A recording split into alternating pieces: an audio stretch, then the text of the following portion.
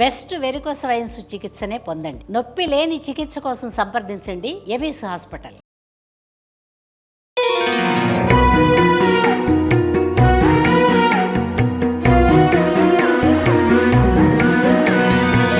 జై శ్రీకృష్ణ.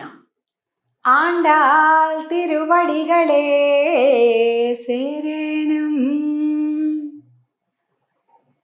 తిరుప్పావై దివ్య వ్రతంలో 7వ రోజుకి మనం చేరుకున్నాం. ఈరోజు మరొక గోపిక, 2వ గోపిక నిద్ర మేలుకొల్పబడుతుంది. పాసురమేమో 7, గోపికేమో 2. ఇలాగ ఈరోజు మరో గోపిక పడుకుంది. నీ కెట్టే కిడత్తియో అని పాసురంలో వస్తుంది. ఏమ్మా, మేము చెప్పేది వింటూ కూడా ఇంకా అలాగే పడుకుంటున్నావా ఏంటి అంటున్నారు ఈరోజు పాసురం కీచు కీచుమని శబ్దం చేసే భారద్వాజ పక్షులను స్మరిస్తూ ఈ పాసురం ఉంటుంది. పాసురం చూద్దాం. కీసు కీసెంరెంగుం ఆనై చాత్తన్ కలందు பேசின பேச்சரவம் கேட்டிலையோ பேய் பெண்ணே காசும் பிறப்பும் கலகலப்ப கைப்பேர்த்து வாசனரும் குழல் ஆய்ச்சியர் மத்தினால் ஓசைப்படுத்த தைரரவம் கேட்டிலையோ நாயக பெண் பிள்ளாய் நாராயணன் மூர்த்தி கேசவனை பாடவும் நீ கேட்டே கிடத்தியோ தேசமுடையாய் திரவு ఏలోరెంబావాయ్.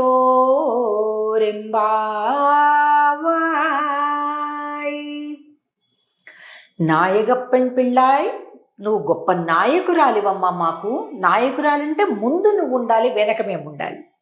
కానీ నువ్వే ఇంకా పడుకున్నావా? మేమంతా వచ్చేసాం, నువ్వు ఇంకా పడుకున్నావా అంటున్నారనమాట ఇక్కడ. కీసికి సెండ్రెంగు మానేచ్చాతన్ కలందు పేసిన పేచ్చరవం కెట్టిలయో పేయి పెండే అంటే, ఓ పిచ్చి పిల్ల, భారద్వాజ పక్షులను చూసావు? అవి ఒకదానితో ఒకటి కలిసి కిచకిచా కిచకిచా శబ్దం చేసుకుంటున్నాయి. ఇక్కడ చూసారా? ఎంతో ప్రేమగా ఒక పక్షి, మగపక్షి, ఆడపక్షి రెండు కూడా ప్రేమగా రెండు ముచ్చట్లు పెట్టుకుంటున్నాయి. ఎందుకు? సూర్యోదయం అయిపోయిందంటే ఆహారాన్ని సంపాదించుకోవటం కోసం ఎవరి దిక్కులు వాళ్ళు వెళ్ళిపోతారు. మళ్ళీ తిరిగి సాయంత్రం సూర్యాస్తమయం తర్వాత మళ్ళీ గూటికి చేరుకుంటాయి. అప్పటిదాకా విరహాన్ని పొందవలసి ఉంటుంది కాబట్టి ఇప్పుడే మాట్లాడేసుకుంటున్నాయి కిచకిచా కిచకిచా పక్షులు. నిజంగా తిరుప్పావైని గనుక మన నిత్య జీవన విధానానికి అన్వయించుకుంటే ఎంత సుఖవంతమైనటువంటి జీవితం మనకు ఉంటుందోనండి. మనం పాసురాలు చదివేస్తుంటాం సరే, కానీ దానిలోని అర్థాన్ని మన నిత్య జీవితాలకి మనం అన్వయం చేసుకోవాలి. ఎలా అంటే, ఇప్పుడు చూడండి, మగపక్షి ఆడపక్షి వెళ్ళిపోతున్నాయి. వెళ్ళే ముందు ప్రేమగా మాట్లాడుకుంటున్నాయి. వెళ్ళినంతసేపు బయట ఏ పనులతో తిరిగినా ఆహార సంపాదన కోసం ఇక్కడ ఇంట్లో అంటే ఈ గూటిలో తన ఆడపక్షితోటి మాట్లాడినటువంటి చిక్కటి నవ్వుల మాటలను, ఆ కిచకిచలని తలుచుకుంటూ ఉంటాయి. మనిషి చేస్తున్నాడా అలా? మనిషి ఉంటున్నాడా అంత శాంతంగా? లేదు. ఉన్నంతసేపు గొడవలాడుకోవటం, వెళ్ళిపోయాక కూలవటం, మళ్ళా వచ్చి గొడవలాడుకోవటం. ఎంత తప్పండి! ఈ పక్షుల్ని చూసి మనం తెలుసుకోవాలి. ఇంట్లో కలిసి ఉన్న కాసేపు నవ్వుతూ చక్కగా కలిపి భోజనం చేయటం, కలిపి బ్రేక్ఫాస్ట్ తీసుకోవటం, కలిపి ఇంకొక భగవద్ ఆరాధన దగ్గర ఇద్దరు కలిపి కూర్చోవటం, ఇలాంటి ఒక దినచర్య మనకు ఉంటే ఎంత బాగుంటుంది కదండి. ఈ పక్షుల నుంచి మనం నేర్చుకోవాలి. ప్రధానంగా ఈ 7వ పాసురం నుంచి కలందు పేసిన పేచు అరవం కెట్టిలయో అమ్మ ఆ రెండు కిచకిచ మాట్లాడుకుంటున్నాయి కదా, మరి మనం కూడా కృష్ణుడితోటి కలిపి కిచకిచ మాట్లాడుకోవద్దు, మనం కూడా ఆ ప్రేమని పంచుకోవద్దు. కీర్తిలయో విన్నావా లేదా అని అంటున్నారు. కాసం పిరప్పుం కలగలప్ప கைப்பேர்த்து வாசனரங்குழல் ஆய்ச்சியர் மத்தினால் ஓசைப்படுத்த தைரரவம் కేటిలయో పెണ്ണే. అంతేకాదు ఆ నందవ్రజంలో అందరు పొద్దున్నే లేచి అగో ఈ వెన్న చిలకటం అవన్నీ పనులు పెట్టుకొని ఇలా ఇలా ఇలా చిలుకుతూ ఉన్నారు గోపెమ్మలు. తెల్లారిపోయింది. వాళ్ళ కొప్పులన్నీ కూడా విడిపోయి ఈ ఉండేటటువంటి పుష్పాలన్నీ కింద పడిపోయి ఇలా పరిమళాలన్నీ వ్యాపించాయి.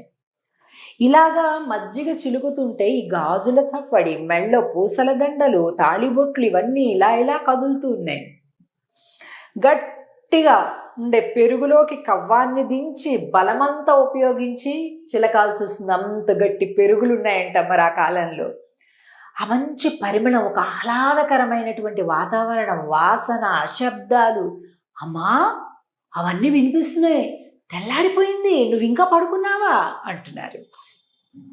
మత్తినాలోసై పడుత తైరరవం కేటిలయో కేశవనై పాడవం నీ కేటే కిడత్తియో. కేశవనై, కేసి అనేటటువంటి గుర్రము రూపంలో ఉండేటటువంటి, గుర్రము రూపంలో వచ్చినటువంటి అసురుని సంహరించినటువంటి వాడు కృష్ణుడు. ఇదిగోండి, గుర్రము నోటిలో చేయి పెట్టి దాన్ని సంహరించాడు. అందుకని స్వామికి పేరు కేశవుడు అని. ఇక్కడ ఆ కేశవుడిని చూస్తున్నాం మనం. అలాంటి కేశవుడిని స్మరిద్దాం.